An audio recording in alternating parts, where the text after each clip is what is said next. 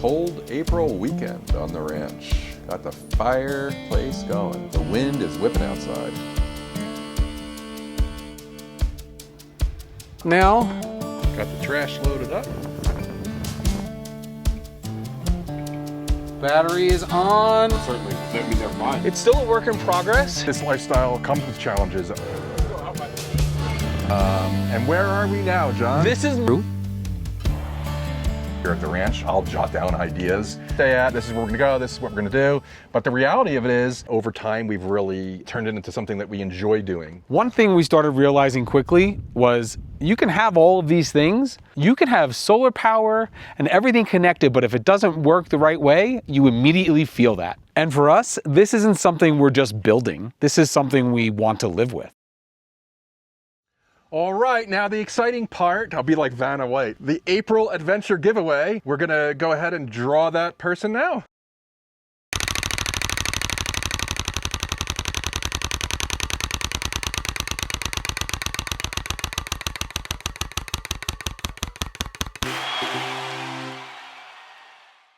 Congratulations, Charles. Yay, S. Charles, woohoo! We will reach out to you via email today, and you have 7 days to get back to us with your shipping address, and we will send that right out to you. We are not sponsored by Yeti. This is something that we do on our own with our own money and give it to you guys as a thank you. All right, now for our May Adventure giveaway. This is a 20-watt flexible solar charger, USB, USB-C. It is waterproof, and we thought this would be fun. It's a good way when you're out on the trail or just to keep in your car to charge a cell phone or any other device for that matter. You could charge a power bank. I know there's been plenty of times that we're out there on the trail and we run out of juice, and having something like this would be really helpful.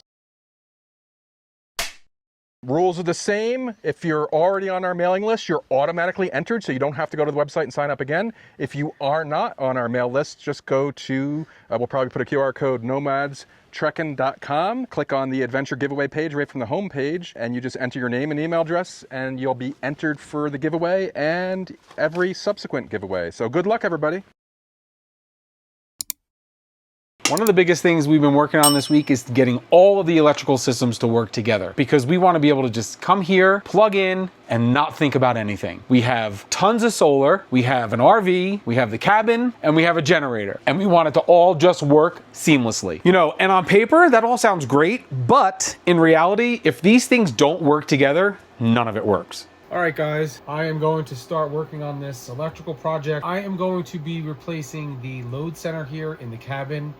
So it is going to go from a 6 breaker to a 10 breaker. For the sake of expansion, do not particularly care for working on electric.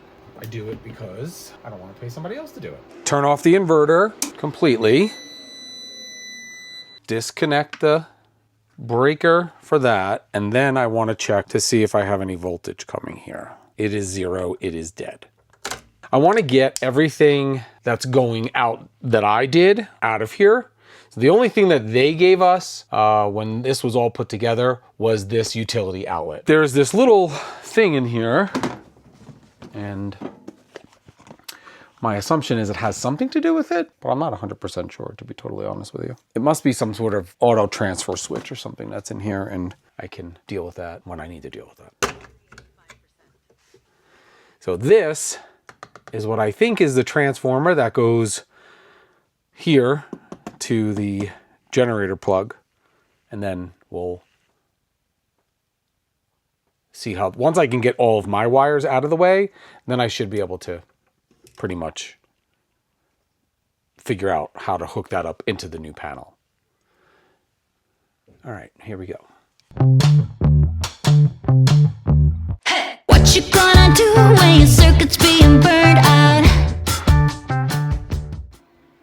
Okay, panel is up. Everything looks like it's gonna fit. Gotta get things wired back up now. I say, what you gonna do right now? She thinks it's okay bringing guns to a fist fight. Staring with those eyes, knowing I'm just gonna lay down. Hey, I keep rolling with the punches, take another one, it feels nice. Ouch! I think I'm gonna break down. Okay, everything is wired. This is that little transformer or auto switch. And I think everything else is connected. We'll find out. Okay, battery is on. Solar is reconnected. Inverter is on. It looks like we are getting everything in. Turning each breaker on one by one. And the mini split just went on. So that's good. That should be everything. Let's check the fridge. No.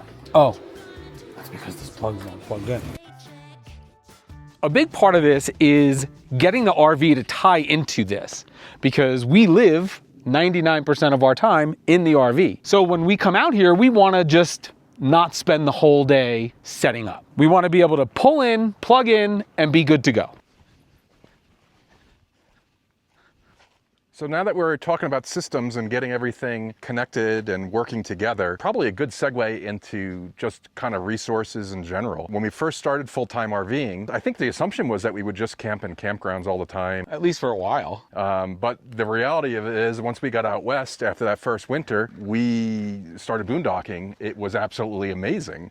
Wide open spaces, beautiful views. It was a little scary at first too because you have to generate your own power. You have water issues and conservation. Now, unless we're on the East Coast or even some parts of the West Coast, 95% of the time we are just boondocking. It's not something scary. We're used to it. We have it down to a science. We have 80 gallons of fresh water in the rig. We can go about 2 weeks without needing to fill up that fresh water or dumping any of our tanks. And actually, most of the time we have a little bit of water left over when we're done with our 2-week stay out on BL on land or something. And power-wise, we're generally reliant solely on solar, except for winter when the sun's angle is a little bit lower and you're using more power for heat. Otherwise, we can get away without using the generator. And what's crazy when you think about it is how little you actually need.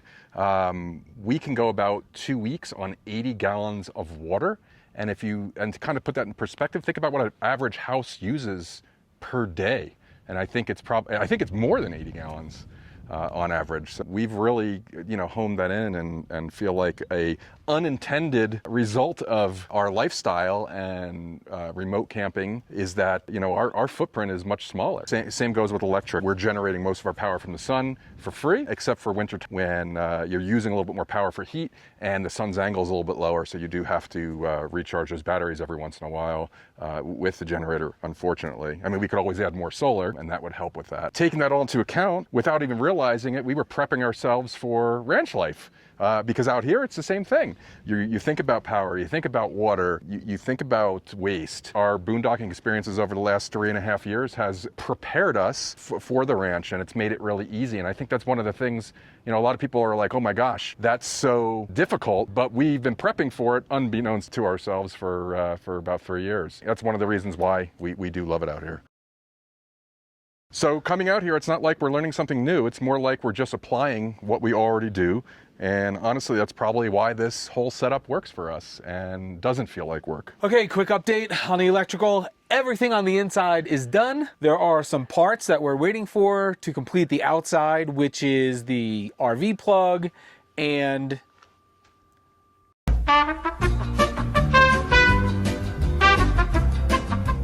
generator. See, no RV plug or generator. No. So we're waiting on parts, which takes a little bit of time out here in the middle of nowhere, but we'll get to it. So that'll be in a future video. All right. So we just wanted to give a quick update for those of you who have been following us for the last couple weeks since we've been at the ranch. We had a issue with the propane tank because we're not parking the rig over here anymore. They can't move it until we have emptied the propane tank. The solution we came up to is not a flamethrower, but we're going to connect this 80-foot hose back up to the propane tank, run it across the yard, and we have another 80-foot hose on order, which will then hook up to the rig, and then we're gonna use the heck out of the propane. I know, with the cows and everything, it's not the safest thing in the world, but we will keep a close eye on it. But we have to empty that propane tank somehow, so that's the best way to do it at this point. Outside of a flamethrower. Okay, and third update is the mini split's still not fixed. We're still waiting on the new charged lines to come. And as soon as they get here, we will complete this and show you what we have. So our new water system is working well. at the pump. It's been about 10 days, maybe a little over 10 days, and we've used about 75 gallons of water, so that's not bad. Got the trash loaded up. We have to run to the dump today, pick up some supplies from town, and go check out about the storage container. Just hanging out. It's fun when you're around. There's nothing better. It's the best when we're together. The very best. Well, never a dull moment.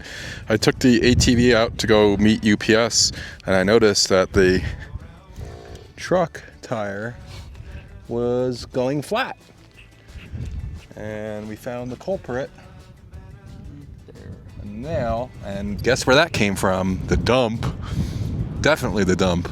We were just there the other day. So now to fix it. So we had a little minor technical difficulty. The sand was all embedded in the lever and it was binding up. So we had to spray a little WD-40 on it, and that did the trick. Normally we would use like a white lithium grease, but we don't have anything here because the sand doesn't stick to that. But anyway, we start the process of filling up the tire and then fix the flat. Definitely not calling somebody to come fix your tire out here. Cost you a fortune. And the bigger goal with all of this is not just building something. It's building something that actually fits into our life. We're in our RV 98% of the time. We want this place to be easy, reliable, and almost no thinking. We have all of this, and we want people to come and enjoy it. It's still a work in progress, and we're still figuring things out, but This is the first time that it feels like everything's coming together, and that's a pretty good feeling. Curious, if you were building something like this, what would you focus on first? Let us know in the comments below. Dust in the rear view, free as a bird. This is our time, no matter what they say. Every mile behind only brought us here. Now the road is clear.